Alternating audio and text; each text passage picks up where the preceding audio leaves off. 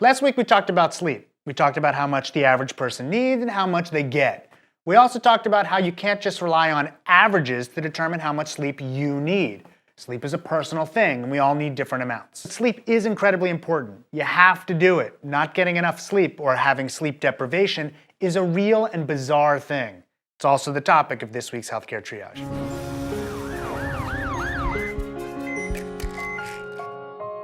Sleep deprivation can leave people more sensitive to pain. A study published in 2010 took people and randomized them to codeine or placebo. They also measured the quality of their sleep. They found that people who were in the sleepy group were more sensitive to pain. They also found that codeine didn't work as well in the sleepy group. Another study published in 2012 confirmed these findings. Volunteers were randomized to normal sleep habits or extended sleep. Then they measured pain sensitivity. They also found that extended sleep was associated with reduced levels of pain sensitivity. There are lots of studies like this, so sleeping away your pain might be a thing. Sleep deprivation can affect emotional empathy. A study published just last year randomized participants to one of three groups. The first group wasn't allowed to sleep at all. The second group was allowed to sleep normally, and both of these groups were examined early at night and then again the next morning. A third group was examined during the daytime to serve as another control, and tests were given to all participants to measure direct and indirect empathy. Direct empathy is how you feel about another, such as, I'm angry or sad that happened to someone else. Indirect empathy is how it affects you, such as your heart racing or you feel nauseous. They found that the sleep-deprived group had significantly less direct and indirect emotional empathy. They measured everyone twice to confirm it. It's hard to do long-term studies in this manner, though. You can't deprive people of sleep for months to see if they develop physical or mental problems. But there are many cohort studies that show that sleep deprivation is associated with diabetes and obesity. We don't know the causal direction, though. It's also hard to do studies in kids. They have to go to school, after all. But there are comparative studies for them, too. Many of them show that kids who are sleep deprived are more likely to be depressed. Last year, a study of more than 100 adolescents in Korea, with and without behaviorally induced insufficient sleep syndrome, were studied.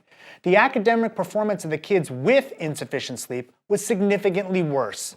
This also confirmed the results of many other studies that have had similar results. The results also hold true for kids in middle school, high school, and even in college. Sleep deprivation is a bad thing academically. And if you demand controlled trials, they do exist.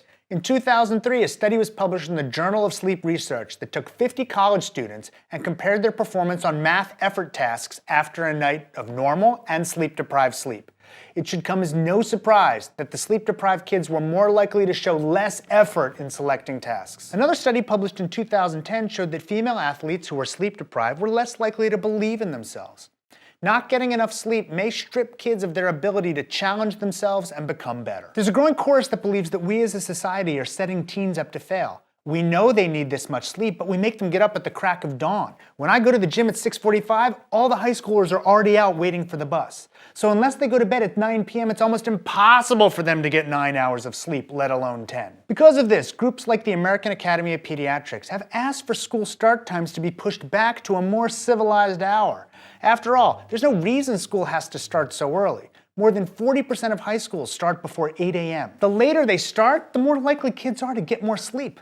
A study from the Center for Applied Research and Educational Improvement from the University of Minnesota found that when school started at 7:30, about a third of kids got at least 8 hours of sleep a night. If school started close to 9 a.m., then 2/3 of adolescents got that much sleep. Academic tests and athletic performance aren't the only things at stake here, though. Sleep deprivation causes lots and lots of car accidents.